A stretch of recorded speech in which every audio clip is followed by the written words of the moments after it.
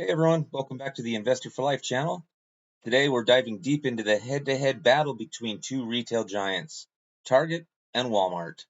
But before we dive in, if you're new here, make sure you hit that subscribe button, give this video a thumbs up, and hit that notification bell so you never miss any content. All right, let's discuss how the categories are going to break down. We're going to go over the financials, the growth, the dividend safety, as well as the history, and the overall ratings. So first up, let's discuss the financials of Walmart. So for the financials, we're just going to look at four things. We're looking at total revenue, looking at gross profit, operating income, and the net income. Essentially, we just want to know, is the company making money and how much profit are they making on that and how much do they have to work with. So with Walmart, you see a total revenue of $611 billion so far here in 2023. Gross profit of $147 billion, operating income of $20 billion, which leaves them a net income of $11,680 million. So Walmart is making money and they are profitable. Now with Target, they have a total revenue of $109 billion, gross profit of $26 billion, operating income of $3 billion, and net income of $2,780 million. So they are also making money and they also are profitable. So if you look at Walmart, total revenue of $611 billion divided by the total stores in 2023, which was 10,623, that averages out to 57,543. Now, it's not an average necessarily per store. Obviously, the stores make over pretty much average $1 billion per year in sales. But what I'm looking at is just an average off those figures there. I just want to see, based on the sales, based on the stores, what's the average. So now with Target, total revenue of $109 billion divided by the total stores of 1,958 stores gives us an average of 55,730.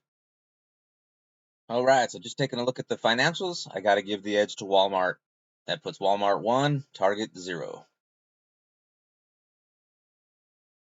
All right, next category we're going to look at is growth. And there's three things within the growth that I'm going to focus on. The annual growth rate, debt for each company, as well as how is each company is stacking up against the S&P 500, and that'll be over a 5-year span.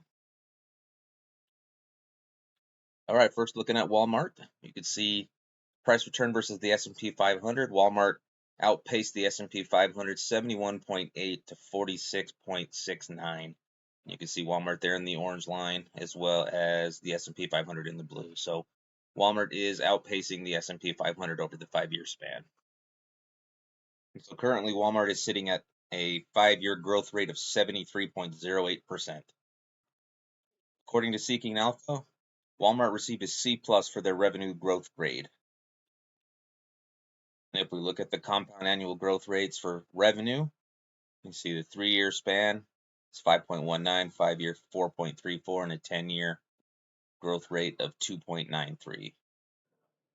All right, jumping over to Target, you can see their price return versus the S&P 500. Same 46.69 for the S&P 500, but Target only grew at a 25.4%. So they did not outperform the S&P 500 during that 5-year span. Currently, Target is sitting at a 24.41% 5-year annual growth rate. And according to Seeking Alpha, Target has received a D grade for their revenue growth. Looking at Target's compound annual growth rates, their projected revenue growth at 8.46 over 3 years, 7.74 for 5 years, and 3.93 over the 10-year span. Currently, you can see the growth rate between Target and Walmart. Target is growing at a negative 26.07 over the last year, and Walmart is up 23.57 for the last year. A quick look into the debt ratio for each company. Target sitting at 1.24 with Walmart sitting at 0.50. Current ratio are even, and a quick ratio 0.18 to 0.26. So Walmart does have less debt. So after reviewing the growth, it appears Walmart has a higher growth rate with less debt. So I've got to give growth score to Walmart. All right, next category we're going to take a look at is dividends. Not only do we want a good solid company with good solid growth, We also want good solid dividend growth. So the three categories we're going to take a look at, first being dividend growth, followed by dividend payout, as well as the dividend yield. All right, first thing we're going to take a look at here is the dividend growth for Walmart. You can see over the past 5 years in the dividend growth chart here, they are holding steady at just over $2 annually for the past 5 years. Doesn't look like much of a growth from just looking at that particular chart, but if you come over to the growth history chart here, that you can see over the past 5 years that the dividend has increased, but it's only increased about 4 cents per share annually. So the dividend yield is still hovering in between that, 1.8, call it 1.9 to 1.6 range. So, it's still a positive dividend growth. It's just a very small growth, but growth is growth for Walmart. So you can see Walmart's 5-year growth rate of 1.96%, the payout ratio of 3.6%, and annual payout of $2.28 per share. So taking a look at Walmart's dividend yield, currently sitting at 1.42% at the time of this filming, but the 5-year dividend yield history has decreased by 34.83%. So not a very good dividend yield, outlook, at least over the last 5 years for Walmart. So according to Seeking Alpha, Walmart's trailing 12-month dividend yield score is a D-, and the forward dividend yield also a D-. Okay, so switching over to Target and taking a look at their 5-year dividend growth, you can see a nice little progression, nice little staircase, currently sitting at just under $4 per share. And looking at the dividend growth history, you see quite a bit different than the Walmart dividend growth, at least for the past 5 years, ranging anywhere from 4.25% to 2.71%. And you can see the growth there, a little bit more than 4 cents per share as opposed to Walmart. It was a period here between 2019, 2020 where it went 8 cents. Or let's say 2018 to 2020 was 8 cents per year, but then jumped quite significantly past that. Taking a look at Target's 5-year growth rate of 11.66%, a payout ratio of 59.34, and an annual payout of $4.40 per share. So taking a look at Target's dividend yield over the last 5 years, you can see currently sitting at 4.07, but over the last 5 years has increased 40.94%. And according to Seeking Alpha, gives the trailing 12-month dividend yield for Target an A-, as well as an A- for their forward dividend yield. Give you guys a quick look at the Walmart versus Target comparison with the dividend yield. You guys can make the decision for yourself as far as which dividend yield has been better for the 5 years, but just taking a look at the chart, it's pretty obvious. So after taking a look at the dividend growth, the dividend yield, as well as the dividend payout, I got to give the advantage to Target. So currently we're sitting at a score of Walmart 2, Target 1. So not only are we looking for a good dividend, I'm looking for good dividend history. I'm looking for a company that has a good track record of paying consistent dividends so that we know based on past performance that it could equal future performance. Not that it always does, but it's good to see if they've been paying for 50 years, then there's a good chance they'll continue to pay. So this category, we're looking for the dividend safety, the consistency, as well as the payout history. All right, so taking a look at Walmart, their dividend safety grade according to Seeking Alpha is a B+. All right, staying on Seeking Alpha, you can see the price and dividend history. There's a nice gradual, steady incline. Nice little dip there in 2020, but the entire market was down in 2020 due to COVID. But we're seeing nice gradual growth. So taking a look at Walmart's dividend history, you can see they are nice and steady, nice and consistent, consistently paying above 50 cents a share for the past 5 years, with the most recent being the 57 cents as of December 2023. So you can see from the previous chart with those consistent payments that Walmart has been able to have 49 years consecutive dividend growth with 49 years of consecutive dividend payments. So fantastic. So taking a look at Walmart's payout history, you can see over the past 5 years, it looks like quarter after quarter. I mean, they're consistent through the year, but for the growth, it looks like a 1 cent raise year after year after year, and they keep that consecutive throughout that year for each quarterly payment. All right, so taking a look at Target, you can see their dividend safety grade, according to Seeking Alpha, is a D. So if you take a look at the price and dividend history for Target, you can see a lot more movement than Walmart's did. Seems as of late, Target's price is kind of on the decline a little bit, but their dividends history stays the same.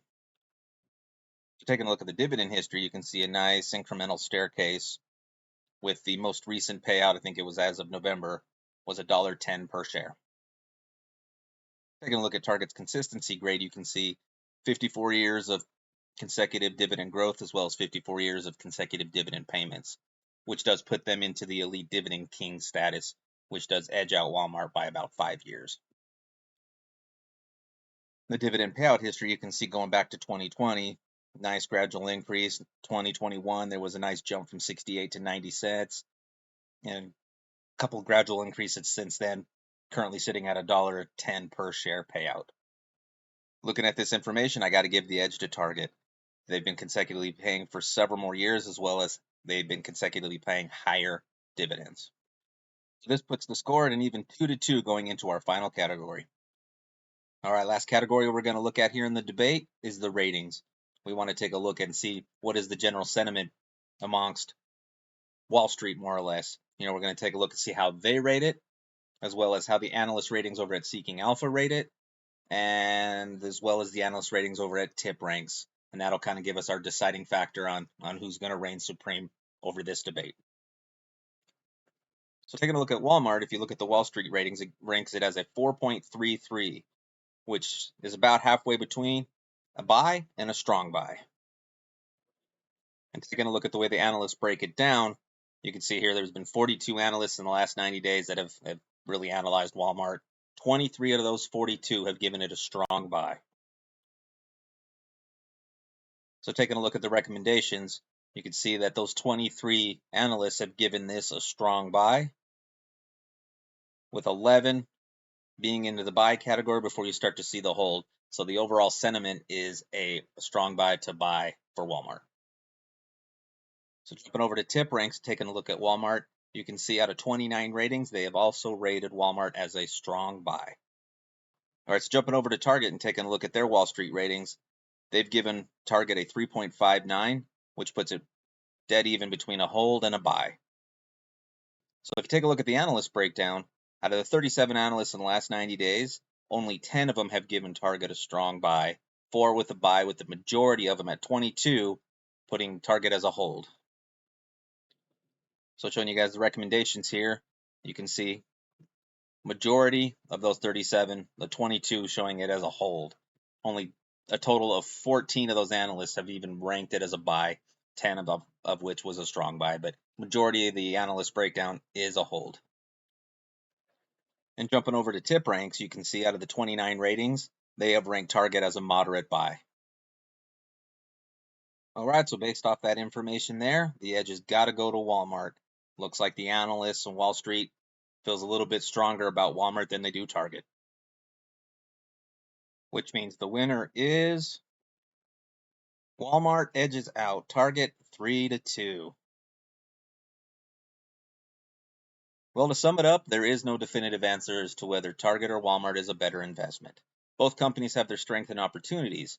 You see, based off the information that we've got here, based off just solely on what you can see off Seeking Alpha as well as TipRanks, you've got to give the edge to Walmart based off that information. But each company, like I said, has their strengths and opportunities, and different things play into each individual investor's needs. So remember, investing requires careful consideration and your own financial risk and risk tolerance as well as your goals. That's why there really is no definitive answer, because either one could play into your goals. One might be better than the other. It's up to you. So it's always a good idea to diversify your portfolio, and if you're in the position, why not both, right? So thanks for joining me today. And if you found this video and the information useful, please give it a thumbs up. Please share it with your fellow investors. Please leave a comment below if you agree with the results or who you're picking and why. And don't forget to subscribe for more content in the future. Guys, this has been fun. Hopefully you found some use for this. Have fun with your future investing. And as always, do your research. Happy investing.